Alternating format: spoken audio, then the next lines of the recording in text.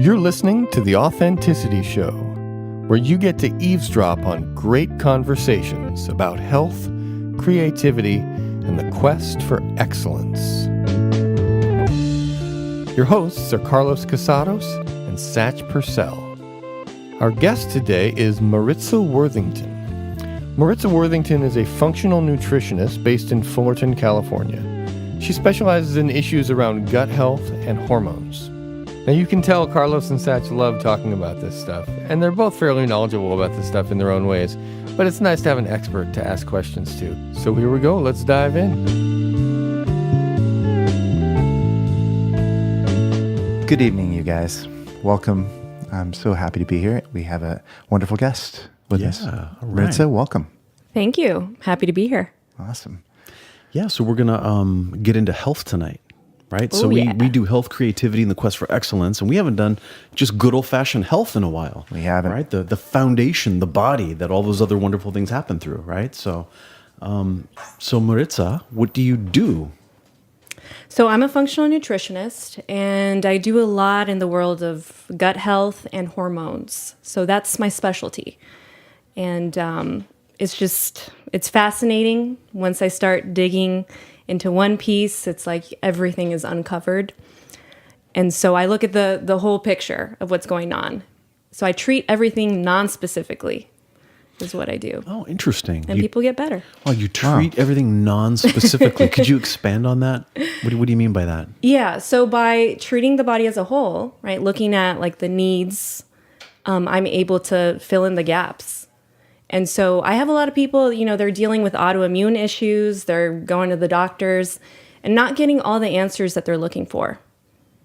And there's a huge population of those people out there who are just not getting the results that they need. And so when they come to me, it's like, it's frustrating. And they finally have somebody who's willing to look at the whole picture, see them for who they are, the whole thing.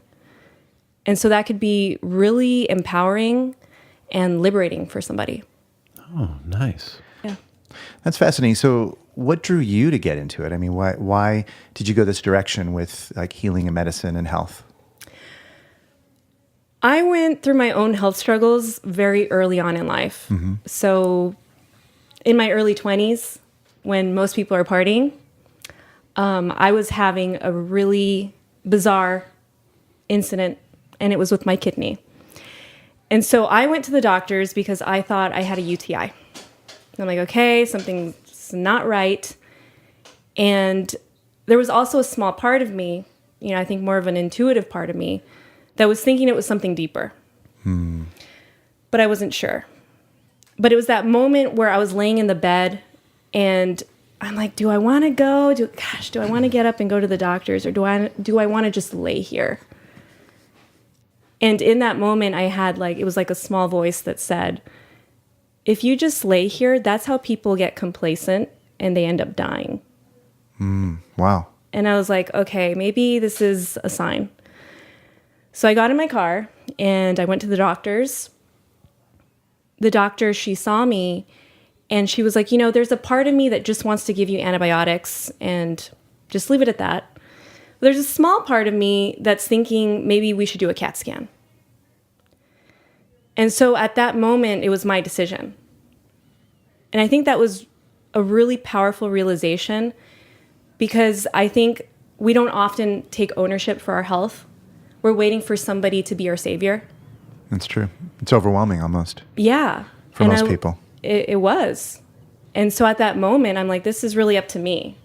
Do I want to just take the prescription and hope for the best? Or should we dig deeper? So I told her, I said, if there's just a small part of you that feels that we should dig deeper into this, then, let's do it. Well, thank goodness we did, because I ended up finding that I had a huge blockage. And I went into surgery that evening. Where was the blockage specifically? My ureter tube. Oh, goodness. Yeah. Wow. So my kidney was basically on the verge of rupture. Whoa. Yeah. And so by the time I got in to see the urologist, because of that CAT scan, she told me, you need surgery right now. And it was so bizarre because you would think I would just be like, okay, let's do it. But I still I fought it. I was like, can we do this tomorrow? Like I have things to do. I could die tomorrow. I'm busy. I'm busy right now. I'm like, I just didn't want to see it. But I think sometimes we get those flags and we don't want to see it. And she was like, you don't get it. Your kidney is on the verge of rupture. You need surgery now. AKA you're going to die if you don't do this. Yeah. And so, I was like 22. And so I'm like, oh, okay. I guess that's it. I need surgery right now. And my temperature had gone up to 106. And that was right before the surgery. And they were giving me all kinds of stuff. Nothing was working. And so my body really needed the surgery at that moment. And so I went through the whole thing. It was a big recovery process after that. And that's really when I started to dive deeper into meditation, into nutrition.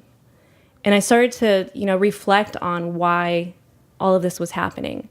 And sure, there's a genetic component. I have a horseshoe kidney, which I also discovered throughout this process. And It sticks onto the steak better when you toss it. I guess, right? Otherwise, it wouldn't do that thing. I mean, it's good luck, right? Yeah, you put it over the door. I was going to say, only if you're over above the door. You got to face it the right direction, otherwise. One day, I'll be in that.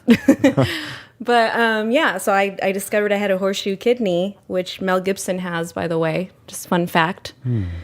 And you're a little better tempered than I was going to say, did you call him up the next day and say, hey, bro, what's up? We've got something in common. We got something in common.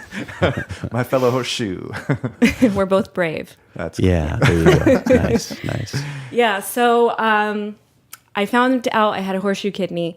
That's genetic, but on top of that, I wanted to know what triggered everything. And I think that's a really important question to ask. Well, can I ask you a question about that question? Yeah, sure.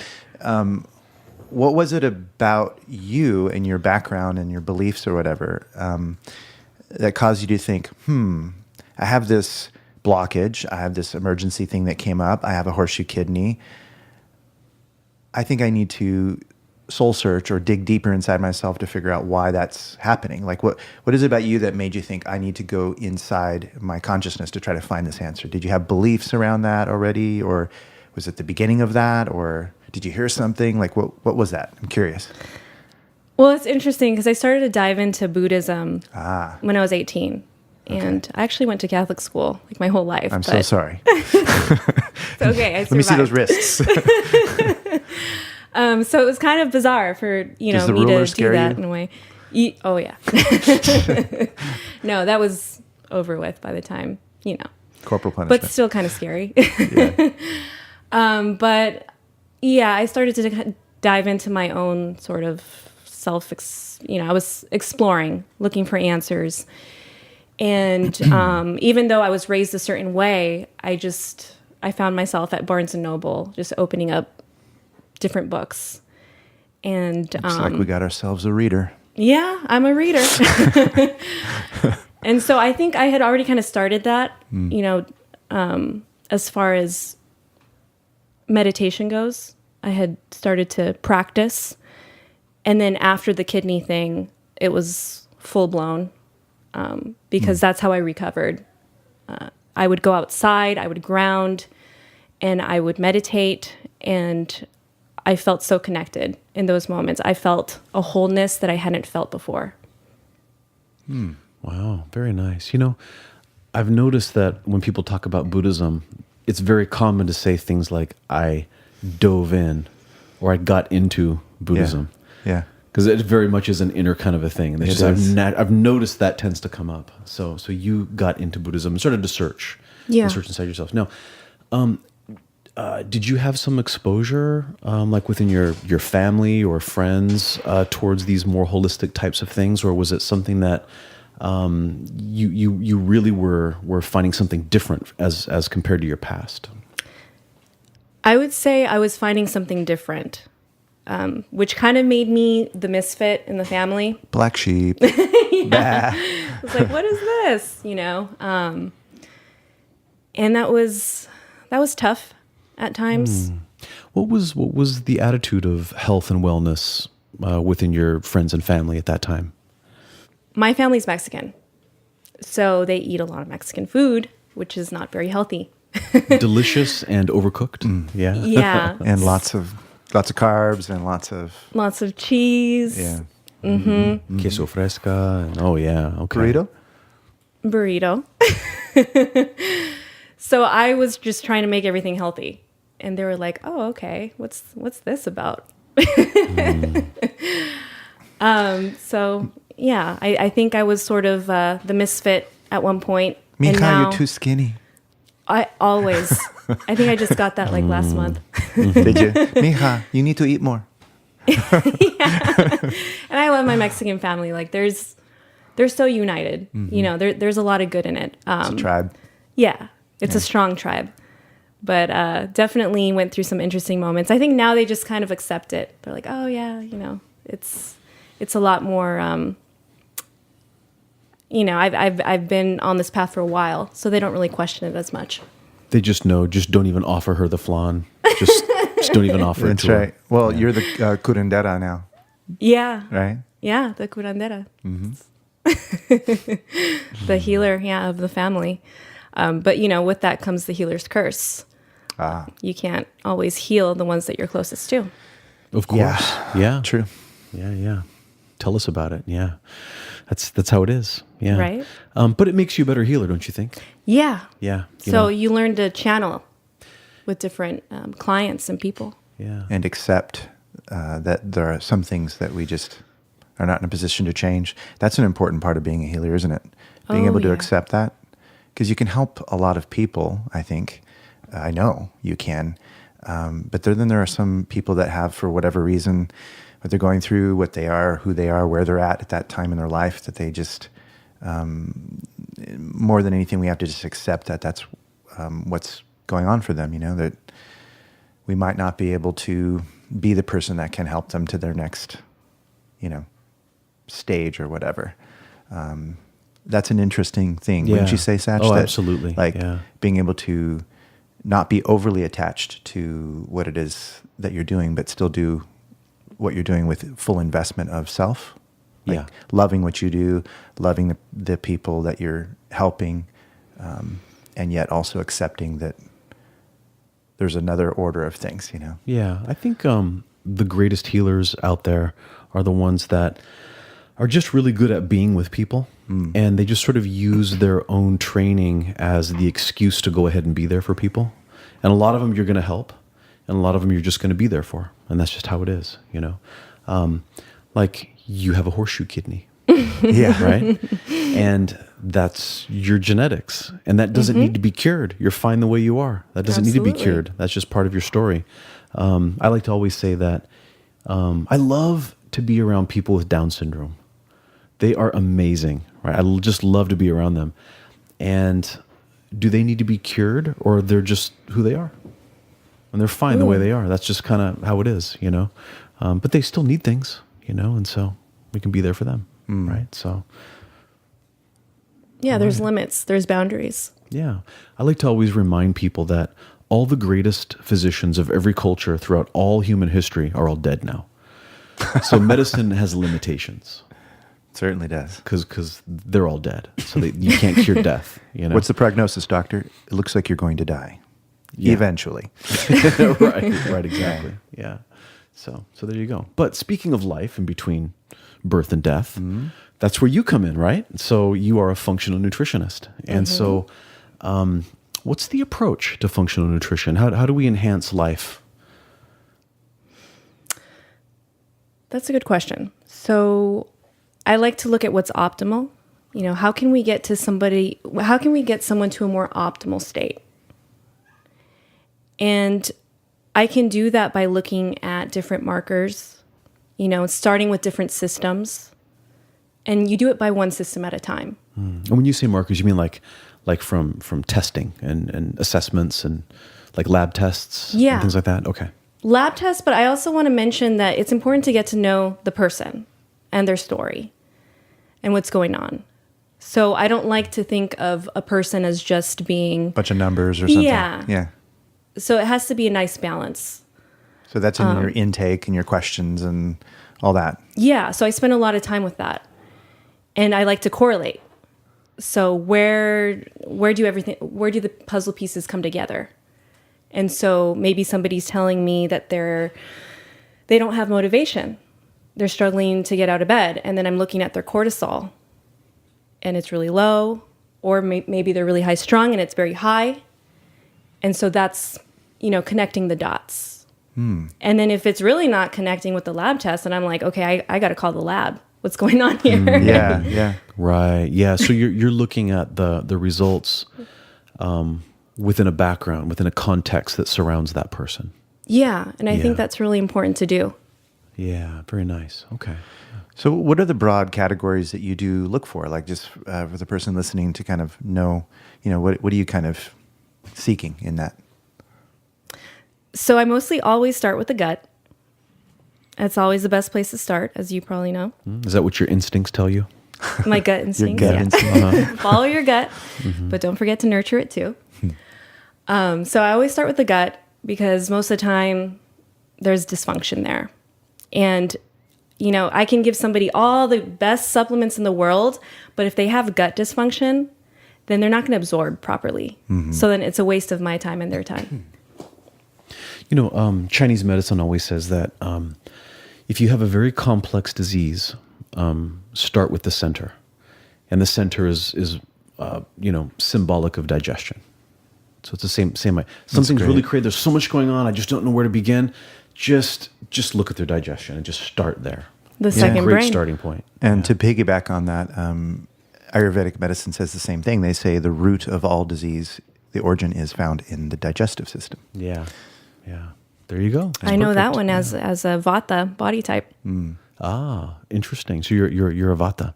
What's funny? I used to be a Vata when I was young, and then I did an apprenticeship with a Chinese herbalist for about a year and a half. He gave me a lot of herbs, a lot of Chinese herbs, and it changed my constitution. I swear it changed my constitution. Wow. Yeah. Because most of the time you're two. So you have two, but you have one dosha that's more dominant. Yeah. I was Vata Kapha, and now I'm predominantly Pitta. Very interesting how middle, that changed. Right? Very interesting how that changed. But You got more of that fire in you. yeah, took a lot of kidney yang tonics for a long time with them. Change things. Now he can shoot laser beams out of his eyes. I can. Wow. I can't be I came skinny to the as right easy place. as I used to. Yeah, it's but impressive. Yeah, I've seen him do it. Yeah. It's more lightning bolts, but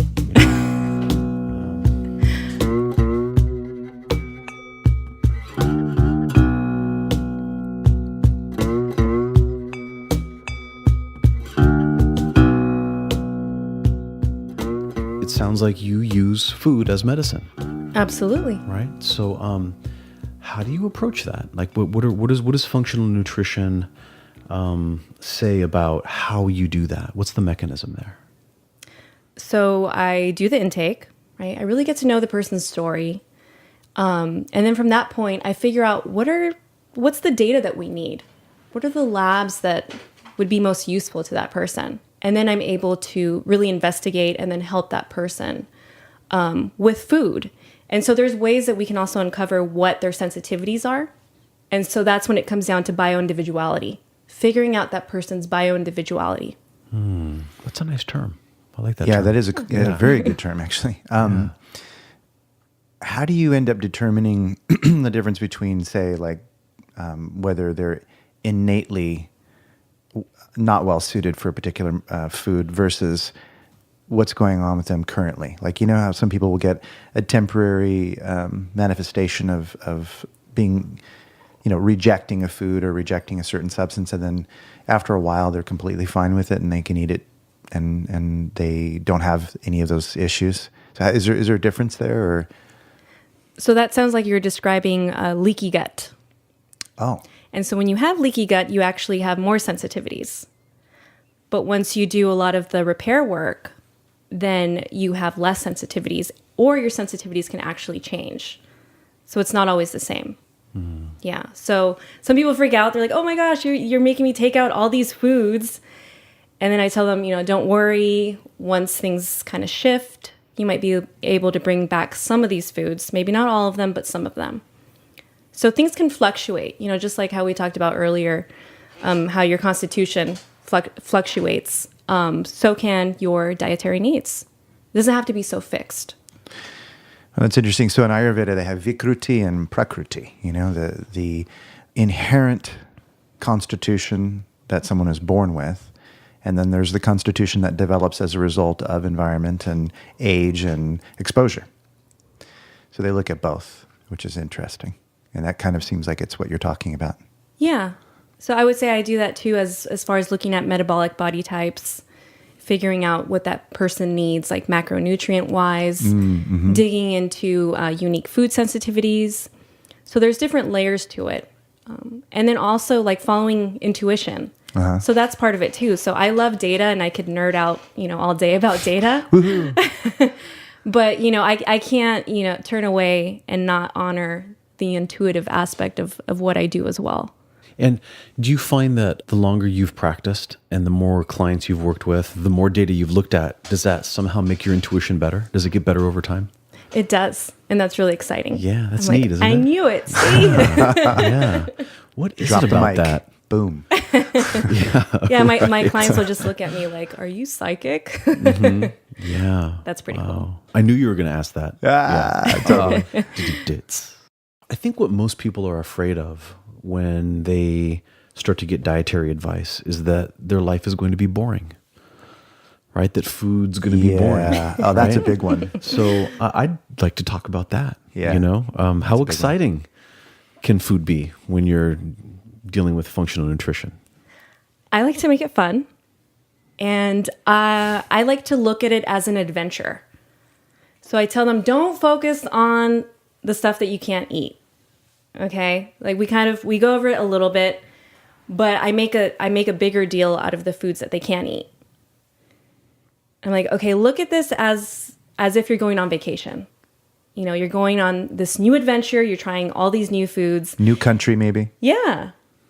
It's a culinary adventure. If you look at it that way and you have some playfulness to it, which I think is huge, then it's not such a sad story anymore.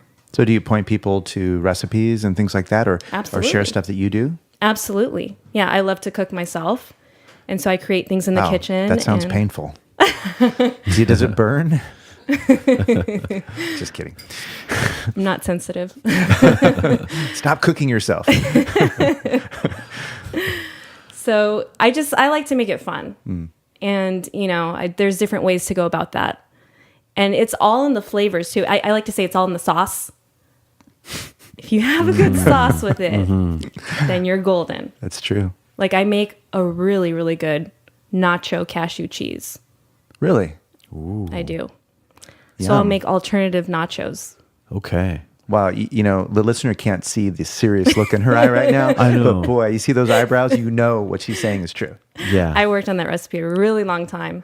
Okay. And my family really likes it. Oh, so here comes the it's finger, gotta by be the way. good. She's pointing her finger right definitely. now. Just so you know. You can't see this, but we do. And you just put that over corn chips. Grain-free chips. Grain-free chips. there That's it what I was is. waiting for. We were Okay. waiting for that. Yeah. All right. Well, I think convenience and fun with eating are probably the things that keep most people from going down this path.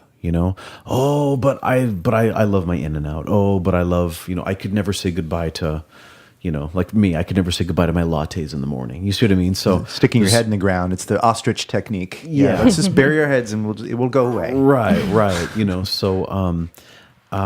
So yeah, like cashew nacho cheese, is just not something that somebody thinks about. Oh, well, I'm sure I can use cashew cheese instead, right? People don't think of that. That's not common language. And what's funny is back in the Renaissance, during these big royal feasts and whatnot, there still remain today these wonderful recipes for cakes and sauces and desserts and various kinds of things that they made with non-dairy stuff. They did it with cashews. They did it with almonds. They did it with walnuts. And there are a ton of those recipes that still exist. When I first encountered that was way before I saw, the vegan restaurants and all that kind of stuff. I looked at a book that had these and I thought, wow, That's interesting. And they explained it that since they didn't have refrigeration, things like cream, you can't really sit the cream out. You've got to, drink it pretty quickly unless you have it in a pretty cool environment. And so these things during these parties would spoil unless they made it from things that would last a little bit longer. And that's the description they had in the book. But there are all these wonderful recipes for that. I should try to figure out what book that was. It was so long ago. I don't recall the title, but it was a historical set of recipes from the time period. Yeah. I think maybe when I was working at the Renaissance Fair all those years is where I saw it. Yeah. They probably had a lot of fermented food. I don't know if they just let it sit and. Yeah. Yeah. I mean, that would be good for their gut. Mm-hmm. And that's a question. Do you do your own fermentation? Have you played around with that? I have a few times, but now I'm kind of spoiled with, they sell so much of this good stuff at the store. So sometimes I just buy it. All right. So now you contribute to the economy. Mm-hmm. Yeah. Yeah. A little bit. That's cool. Yeah, we've been enjoying some nice fermented honey garlic lately. Yeah, and yeah, I love made some that. more of that. I still have some of that at home right now. So, So remind me good. when you come over. Okay, Cool. thanks. Yeah. Cool. I would have brought some, but yeah. But then there's the smell. So That's true. that's delicious. Doesn't though. bother me. Yeah. So good. I like fermenting. I've only been so bold as to make yogurt, kefir, sauerkrauts, and various kinds of pickled vegetables. I haven't even brewed beer yet. Speaking of alcohol, and fermentation, but those are the few things that I've fermented. I haven't done anything else other than that. It's not too hard. I think sometimes people overcomplicate it. But it's like if you have mason jars, that's half the battle. Yeah. Yeah. Yeah. Good point. Absolutely. Yeah. Good point. And as a Freemason, that helps. Yeah. I'm totally silly. Sorry, just kicked me off the Interesting show. connection. Put a lid on it, Carlos. Yeah. Oh my God. Now, the gut. Do you do any specific testing for the gut? Is that something you can do, or is that still something that is in development? Because I know that this is kind of in recent years, this has become a hot topic. This idea of microbiome and gut health and all that. That's a shitty question to ask. It is, but it really is. Yeah, just saying. I'm a real stinker, but anyway, yeah. So does functional nutrition have some approaches like that, or is that something you sort of have to approach it from a different way? So I do a lot of gut testing as well. There's times where it calls for it. There's other times where I ask certain questions and it's pretty apparent that person has leaky gut. I mean, most people do. Okay. Yeah. So that one's a little bit more of an obvious one. The less obvious thing is looking into pathogens and yeasts and bacteria and all that fun stuff. Mm-hmm. Yeah. How do you, that seems like, where do you get information about that kind of stuff? It seems like there are so many different strains and we don't really know what they all do. As an example, I spent the money and did the Viome test. Okay. And I was really dissatisfied. Sorry, Viome, but I'm dissatisfied with the service. Because they did this test and I was super excited that I was going to get all this really actionable data that was really specific to me. And I ended up coming back with very generalized statements like, let me think how they put it. It was like, you have, this level, like, medium or below or above the average of people tested of your age and et cetera, of this particular bacteria. Okay, what the hell does that mean? So and if they're how's just that doing, actionable? so they're just doing normative data from a population that may not be healthy anyway. You might be more healthy than or that it might be, but population, there just isn't enough accumulation of information over time to really use that. And they gave me a long list of do's and don'ts, sort of, but with no explanation as to whether or not this is general or is it really specific to me. And they would talk about things like, for example, Brussels sprouts, all the brassicas, cabbage and and broccoli and cauliflower. Mm-hmm. And I'm not supposed to eat any of those things because it cultivates the wrong microbiome, is what it said for me. But I'm thinking, why would that be? If I don't have necessarily an allergy or a food sensitivity, or maybe that is a food sensitivity is what they're testing. I don't know, but they're saying like, so there's a huge list of veggies and things.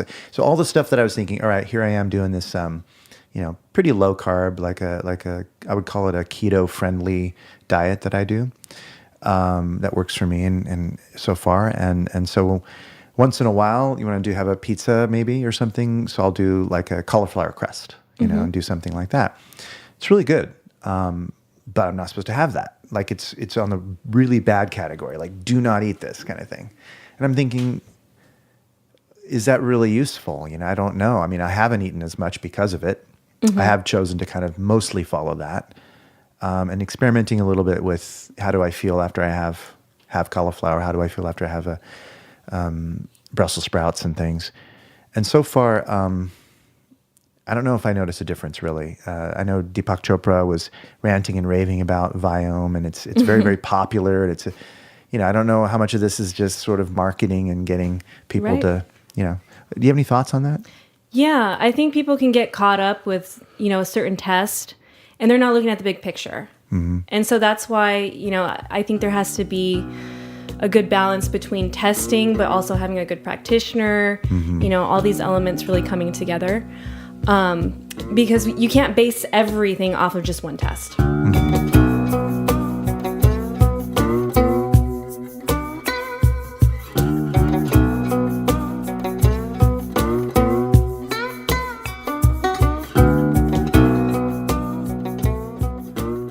So you said a little while ago that many, many people have leaky gut. And I'm familiar with leaky gut as a concept. I mean, certainly, it's something I've read about, but it's not something that's really part of Chinese medicine. So maybe could you talk a little bit about what are some of those common symptoms? What does that look like? What would people need to know about that? Yeah, so when it comes to leaky gut, that basically just means that your intestinal barriers are not very strong. So what happens is gaps are created over time. Is that in the epithelial layers? Is that what we're talking about? Okay. And so you have your tight gap junctions. They start to open up. And this happens due to food sensitivities. This happens because of gluten, regardless of whether somebody is celiac or not. And so gluten has a protein, zonulin, and it just goes right through. And so what happens is that gets into your bloodstream, and that can go to different parts of the body. And so sometimes people with leaky gut, they might say that they also have joint pain. So you have, that could be one symptom, is the joint pain. It could be anything from like bloating, to joint pain, to feeling foggy, brain fog. So it could be a lot of different symptoms. Okay, so joint pain, brain fog. So isn't the idea that autoimmunity? Sorry, autoimmune stuff. Yeah. So isn't the idea with leaky gut that your intestines are a strainer, straining out, larger, keeping larger particles in. You have to break them down smaller to absorb, and that with leaky gut, it's almost like your strainer has a few pencil holes poked into it so that you get some large material that's kind of getting into your bloodstream. Yes. That's kind of the idea. Yeah, and it shouldn't be. Okay. And if you have leaky gut, you most likely also have leaky brain barriers too. Oh, okay. Yeah. Wow. So the barrier between, is this in the blood circulation or lymph circulation or? The blood, I'm thinking the blood-brain barrier. Oh, the blood-brain barrier that people talk about. Okay. Gotcha. And do you think that some people just sort of have, well, you just kind of said that actually, that some people have more of that's permeable in some cases. Yeah. And then those people would absorb things that they shouldn't be absorbing in their brain, basically, is what you're saying, yeah? Which can cause disease. So what are some things that, if somebody hears this and they think, yeah, maybe that sounds like me, and I want to try to change my diet just a little bit right now, and if I start to feel better, then I know that there's maybe something to this and it's worth seeking somebody out. What would be a few things that you would recommend that anybody do right now to see if they feel better? They can try the elimination protocol for about 30 days, 30 to 60 days. So take out the gluten, Take it out for a little while, see what happens. If you reintroduce it and you're starting to feel the joint pain, achy, your brain fog, headaches, bloating, starting to feel some of those symptoms again, then that could be a sign. Yeah. But also keep in mind that, your gut does need some healing. We need to support our gut because we're not doing that enough as a culture. Yeah. So, but the first step is ruling out what needs to go. Take out the offenders. Okay. Yeah. So no pizza, no pizza for 30 days. Yeah. Try it out. Okay. Yeah. All right. And for the listener, there are a lot of I'm imagining sneaky places where gluten gets in. Is that true? Oh yeah. Okay, so let's talk about that. So gluten could be tricky because it's in your grains. It could be in noodles. It can be in crackers. It can be in a lot of things that people don't think about. Yeah. Just to clarify for people, gluten is grain protein. Yeah. Mm-hmm. Right? It's the protein part of the wheat or the protein part of the rice, right? So, yeah. Yeah, so look at those labels. Yeah.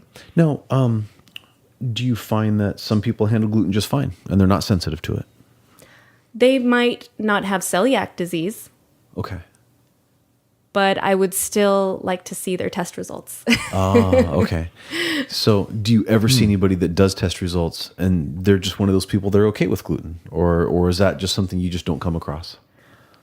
Sometimes, but like I said, if they need gut healing, I would still take it out for a certain amount of time. I see. Yeah, so there isn't any competition. Okay. Yeah, so once you start doing some of the healing protocols, you don't want any outside competition. Question for clarification on this gluten thing.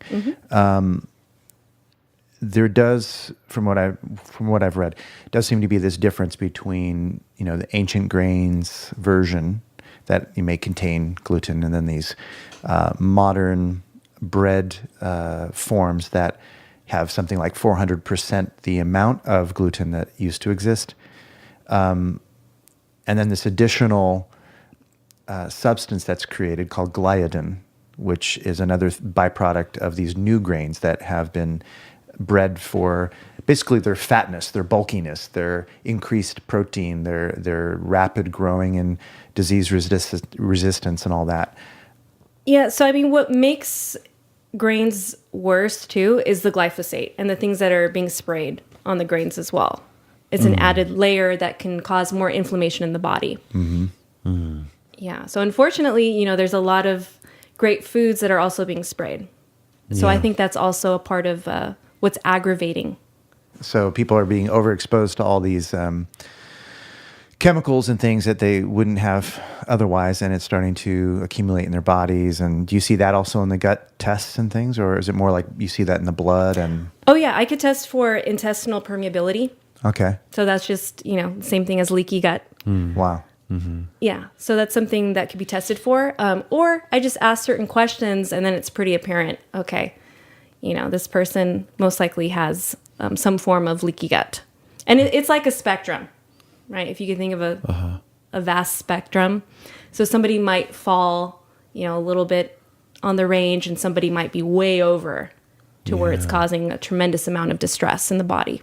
So that's called very, very leaky gut syndrome. That's what that is. Extra leaky. Yeah. Extra leaky. Extraordinarily leaky. Maybe about a month or so ago, I read an article that was talking about a study that was done where they took these families and they had them cook meals at home, and they were using just regular non-organic fruits and vegetables, and they tested their urine every day.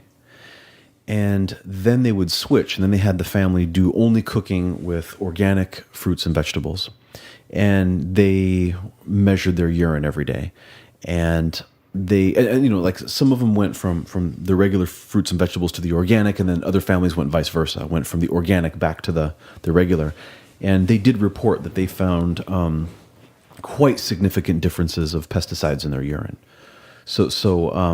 They really did show that, you are ingesting a lot of pesticides when you are eating non-organic stuff. Really, it's like significant amounts that they can tell. Yeah, and I was just reading recently that one of the worst ones these days, if you're not careful, one of the highest amounts is in kale.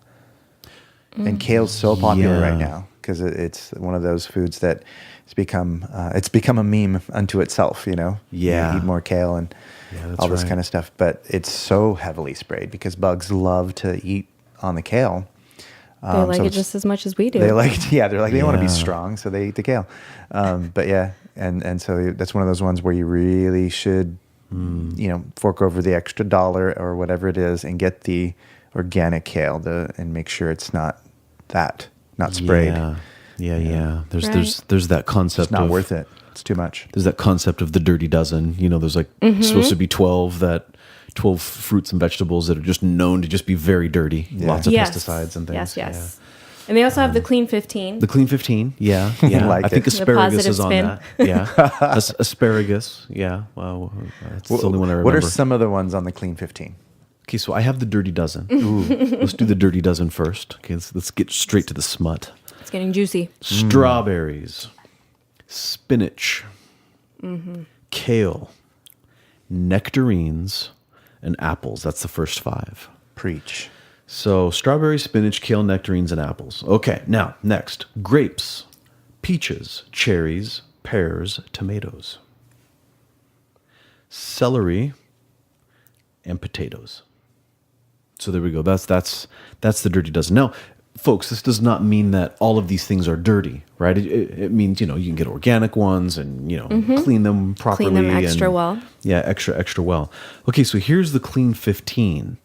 And again, I would also like to point out that these could be dirty, right? So there's that too, right? Yeah. And the Clean 15 are avocados, sweet corn. So not corn, but sweet corn. Is there such a thing as a not sweet corn? Apparently, sweet corn is a particular, species or something. I guess there are hundreds of forms of corn. Hundreds. Yeah. So avocados, sweet corn, pineapples, sweet peas, frozen. Specifically, they point out that it's frozen sweet peas. What?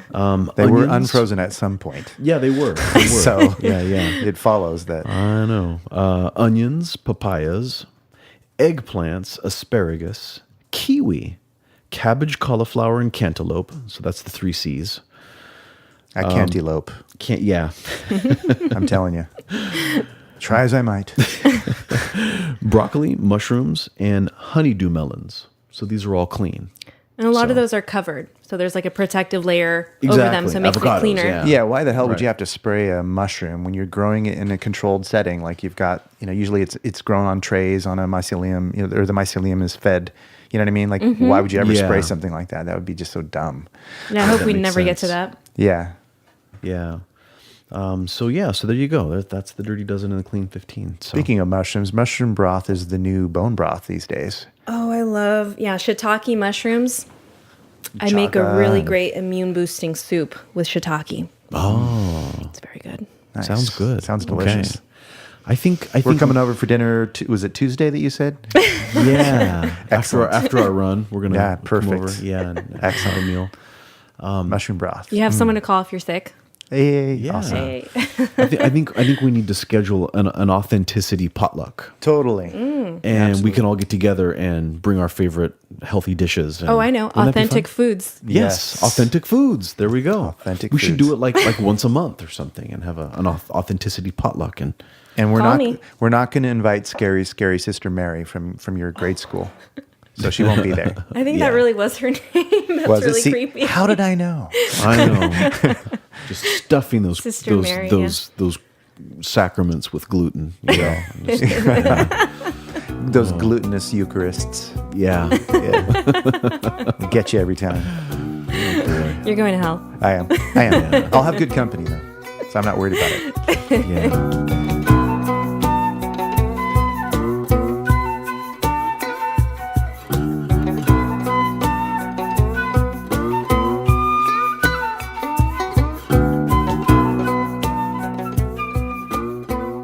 Mentioned male hormone stuff. So is a part of what you do also like blood testing and things like that for determining, let's say someone wants to be more athletic and they're feeling weak or cloudy headed, or there's libido issues and things like that. Do you also do like blood tests to test for testosterone levels and all those things as well, and then give them a recommended path to improving that? Yeah, absolutely. And I actually don't always have to use a blood test for that. So yeah, there's also a saliva and urine test that I do for that. And I highly recommend the Dutch panel. That's one of the best panels that are out there right now. Wow, it's called the Dutch panel? Is it really? Yeah, I don't know why that's funny. It just seems funny to me. The Dutch I don't know panel. why you made it funny. But Beware the Dutch panel. Well, it sounds like, some kind of like medieval witch trial or something. We shall bring her to the Dutch panel. The Dutch panel. It just reminds me of I don't know. my rabbit, my old rabbit Smidgen. She was a dwarf Holland Lop. So I used to call her my little Dutch gal, and it's cute. see, it's inviting. Yeah, it is. It is. Dutch panel. I love it. So this Dutch panel, what does it test? So that'll tell me about steroid hormones, so sex, stress hormones. So I'll see the big picture of what's going on there. And of course, make those correlations. Because the lab tests are only as good as the practitioner too. So, making those connections and making sure that I give something that's really targeted for that person.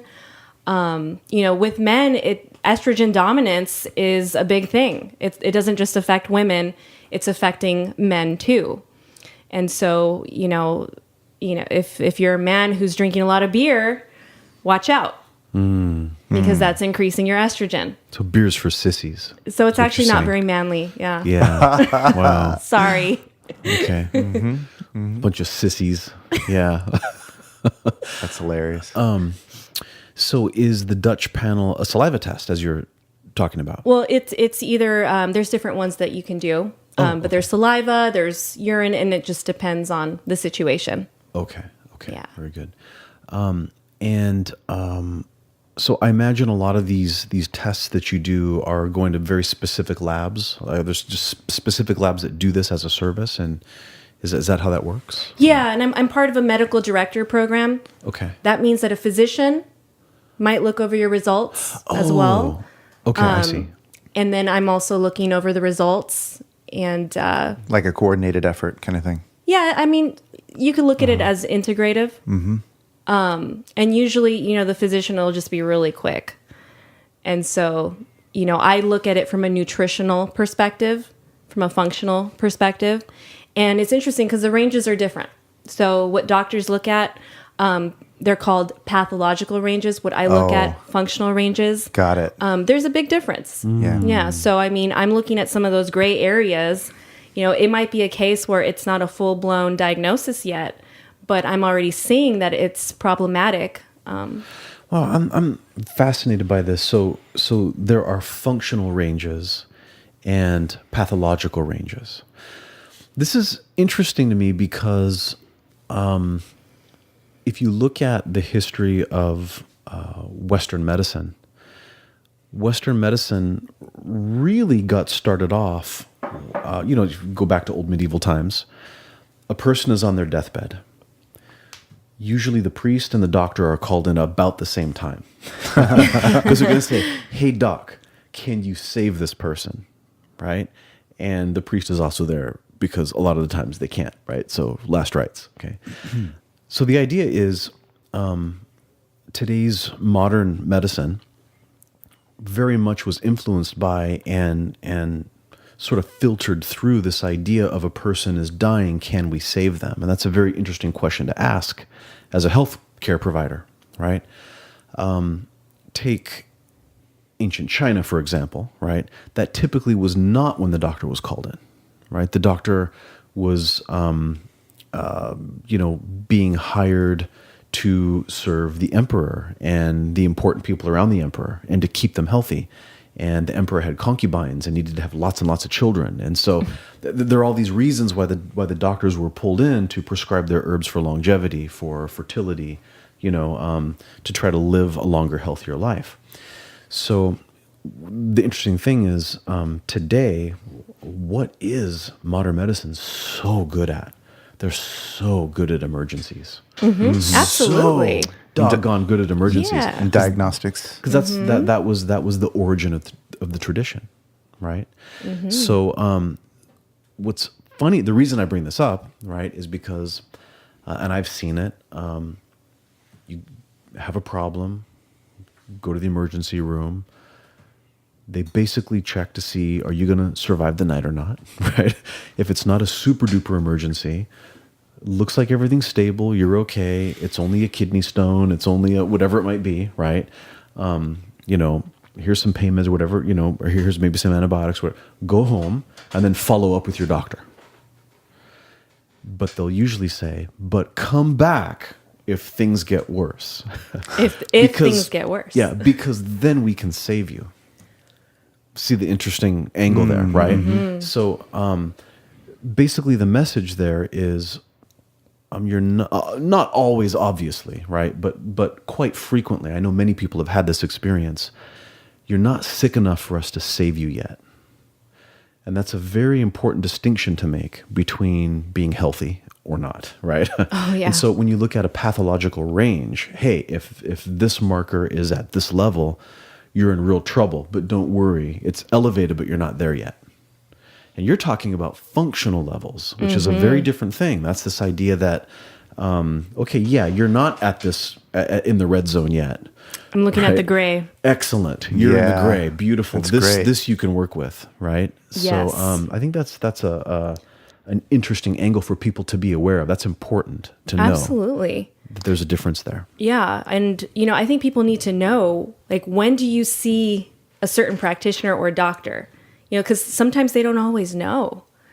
And like, I just had a guy who called me the other night. I think he found my number somewhere, and he was actually having an emergency. Wow. But he also knew he was having gut issues, and he must have come across my website or something.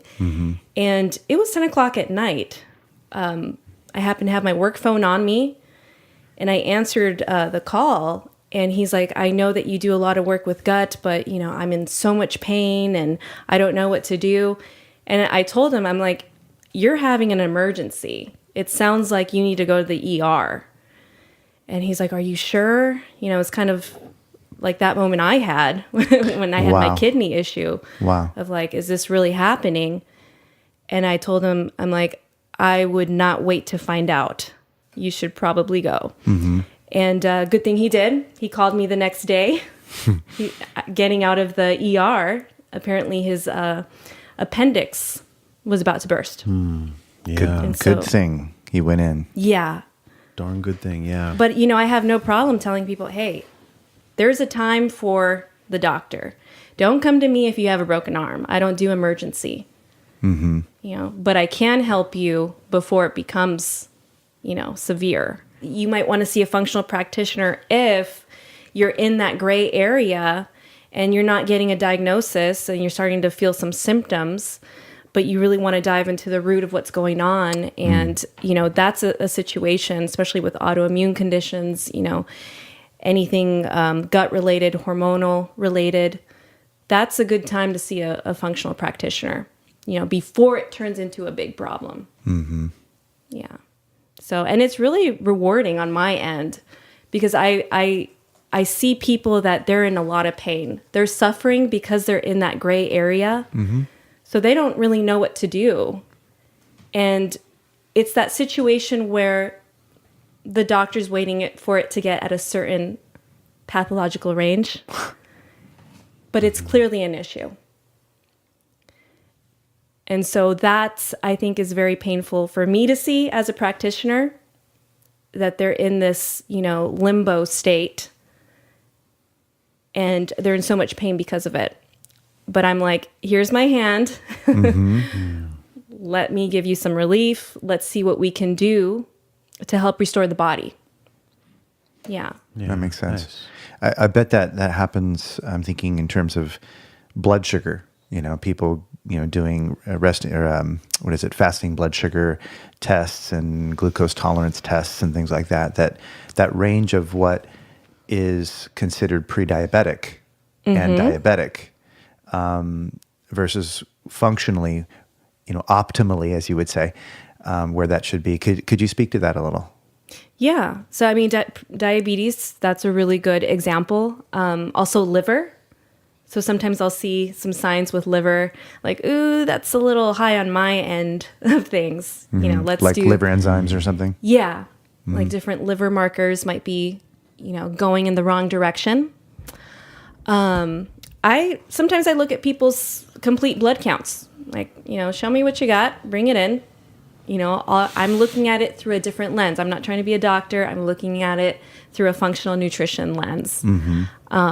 But I've helped a lot of people by doing that. Yeah, Because very nice. it's like you see the storm coming, and it's like, okay, let's weather the storm. It's important that people don't wait. If they're starting to feel the symptoms, the signs, they're starting to see the flags, that's for a reason. And I think oftentimes people just kind of, they're in denial about things. They don't want to see it. Or they think that they can't be helped. And Like they just have to live with it or something. Yeah, okay, I guess this is just, How it is. the shit end of the stick or whatever. Yeah. Or they'll say it's genetic. There's nothing I can do, and that's not true either. Because now we're starting to find that there's certain things environmentally, or if we're talking about toxins, things that we're eating, that can manipulate gene expression. So you might be predisposed to something, but that does not mean that it's your destiny. What would be an example, because I like this idea, but what would be an example of something that you've seen or heard about that is like that? Like where, the person is just thinking it's just like, I have to just put up with this. It's genetic. It's how it is. And then, with what you knew, you're either able to help or you have a unique perspective on it that could actually make a difference, a real big difference, where someone maybe wouldn't have hope and you could give them hope. Yeah. So, I mean, I'm thinking about thyroid issues. Okay. Because sometimes that runs in the family. Autoimmunity runs in families too. So that's really interesting. And that it might look different for everybody within that family. And so sometimes they'll say, oh, well, my mother had thyroid issues, so I'm going to get thyroid issues, or I'm having thyroid issues. And so maybe that's just the way it is. But there's actually a lot that you can do, to help reverse, some of these issues that are coming up, looking into the entire pathway. Because sometimes Western medicine doesn't have the time also to look at the entire thing. So they're looking at, what's an emergency. But when you look at the entire pathway and you understand where the dysfunction is within that pathway, then there's a lot more that you can do to create balance. And so what I do is really inspire people to have hope with their health. And sometimes it's a situation where they might feel completely hopeless.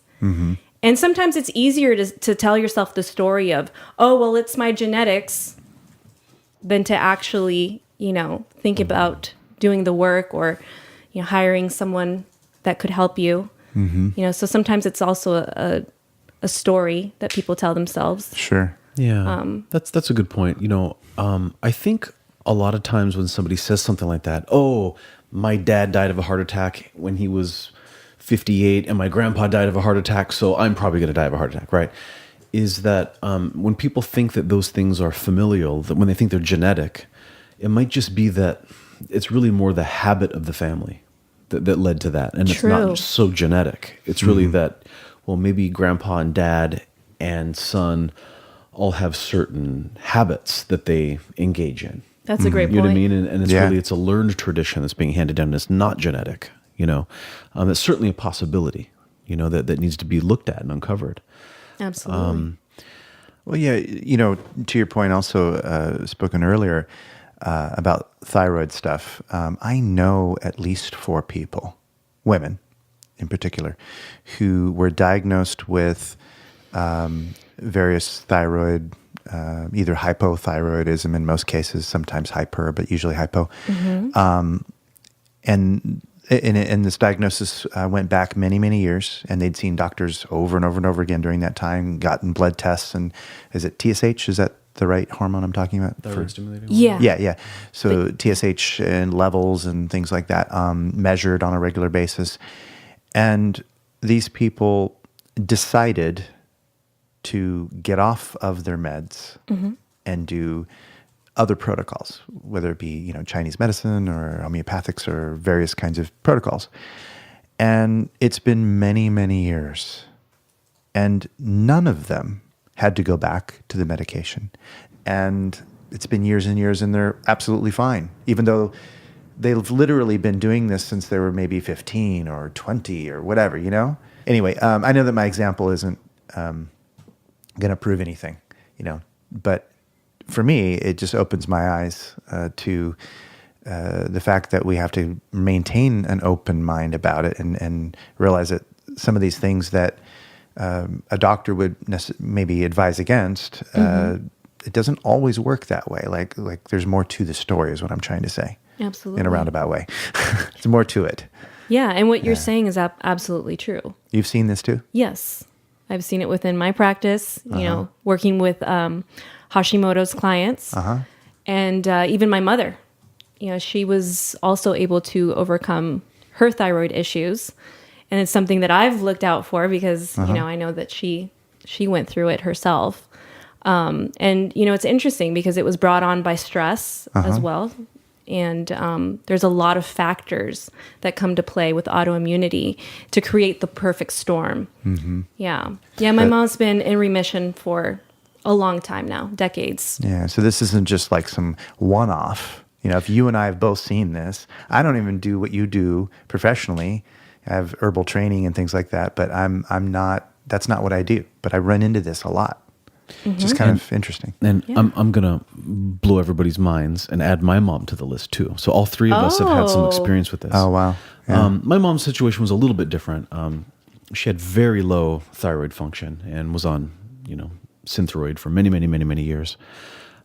And this is before I was an acupuncturist.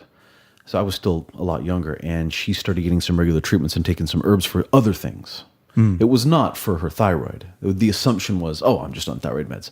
Then she wanted to go get some, annual blood work, a checkup, with the doc. And he said, wait a minute. He said, I think we need to lower your thyroid medicine. And he had to keep lowering her thyroid medicine, and it got down really low. Now, she never went off of it. But it's not supposed to happen. It's not supposed to happen. Her thyroid kicked in and started producing more thyroid hormone. Beautiful. If she just kept taking the meds, the pharmaceutical meds, it might have killed that. Yeah, it's very interesting. Yeah, so he ended up reducing her medication down, and it stayed down for, I think, several years. Wow. She, now she was not somebody who got all off of it, but the Chinese doctor that was treating her wasn't focusing on her thyroid; it was just treating her patterns. So I guess he might have. Yeah. Like earlier, we were discussing. You said that you sort of just treat the whole person. You're non-specific, right? You just looking at imbalances. Yeah. And that's all they did with her. They just treated her patterns, and oh my God, look, the thyroid started to kick in, and work better, yeah. So there you go. Yeah. So it has to be fairly common if all three of us have had experiences like that. Wow. Oh, we have a fourth one. And we have a fourth one in the room over here. Our Tina. Our purple fox over here is saying that she has seen that as well. So I have experienced it. she herself has experienced it. Personally. So I think this is a pretty good sample size now. Yeah, I'd say we're starting to approach sample size here. Yeah. This is good data. Yeah. Yeah, I think mental illness is probably another one too within that. That is something I have experience And with. I'm sure you do. Yeah. Yeah, lots of experience with that. I will, come out and say that many, many years ago, I was definitely suicidal. Absolutely 100%, without getting into the details. Let's just say that if I twitched, it'd be over. And I was on pharmaceutical meds for that, for depression. And they didn't help at all. And in fact, I don't know that they made them worse at the time. I stopped taking them, and I found another way. For me, it was a multi-dimensional approach. I decided to do research into brain chemistry and look up things like amino acids that would be useful as precursors to shift my brain chemistry a little bit. Diet, looking at sleep. I was incorporating meditations and various kinds of what people might call energy work, to create shifts in the way I think, the way I perceive. And that led down a road to eventually finding stability and recognizing that, hey, psychologically, I had a lot of stuff that was troubling me, and I needed to deal with that stuff. And when I dealt with those things, the entire map of reality, my entire subjective experience shifted. And so, I have no doubt that my neurogeography, shifted. And I'm sure that the output of chemistry shifted because my body felt different. And when your body's feeling different, how are you even feeling that if not through your nervous system and through chemistry and all that? So I have a strong belief that you can change those things. I just wanted to add the caveat that I would never say you should not take pharmaceutical medications to help yourself. I would say think about it. I would say consider it, look into it, find out if that is what you indeed need. Do your research. Do your research. Ask around. And when I say ask around, ask people who have an expertise in the thing that they're talking about. Don't just ask anyone.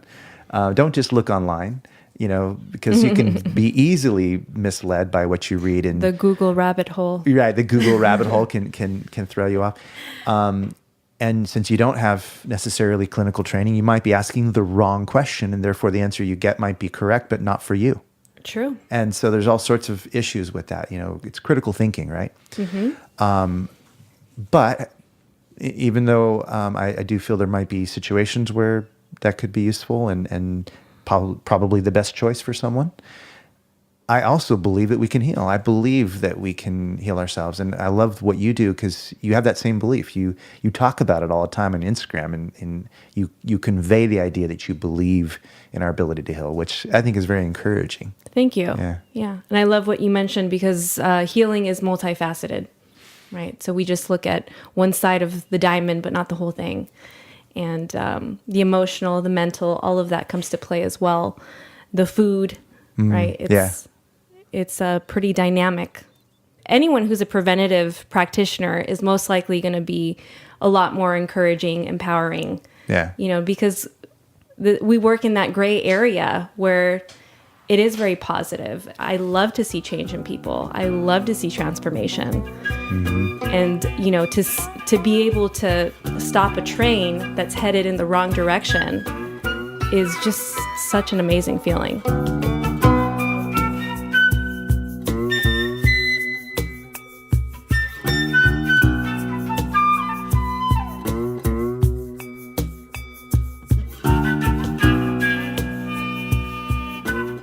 So Maritza, how is it that people who have become inspired by this conversation could get in touch with you, stay connected with you, find out more, have a conversation? How does that happen? Yeah, so you could look on my website. That's Maritzas Medizen, MEDIZEN.com. And Maritza is Maritza, correct? That's right, and that's my name. Okay. Yeah. So maritzasmedizen.com. You can also email organicmedizen@gmail.com. Okay. And that's the best way to get in touch with me. Okay, and you have an Instagram too, though. I do. And I see that you post stuff. You post really cool videos and different stuff. So how do they find you there? Yeah, so that's Maritzas_Medizen. And I should be the only one there, so there shouldn't be a problem. Cool. Thanks, guys. Yeah, thanks for having me.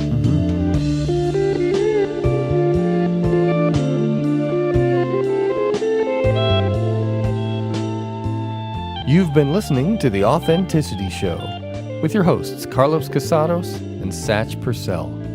Very special thanks to our guest today, Maritza Worthington. If you'd like to get in touch with Maritza, you can find her website at maritzasmedizen.com. That's MaritzasMedizen, maritzasmedizen.com. This show is produced by Oliver Altine. That's me. Our theme song, which you're listening to right now, was composed by Oliver Altine, and that's me once again. The featured interstitial song for this episode was called Bone Pile, and that's from an album of mine called Dark Light, which you can find anywhere you find music. Please subscribe to The Authenticity Show wherever you get your podcasts, and like us on social media. Leave us a review, send us a message. We'd love to hear from you. And our website is authenticityshow.com. Thanks for listening, and have an authentic day.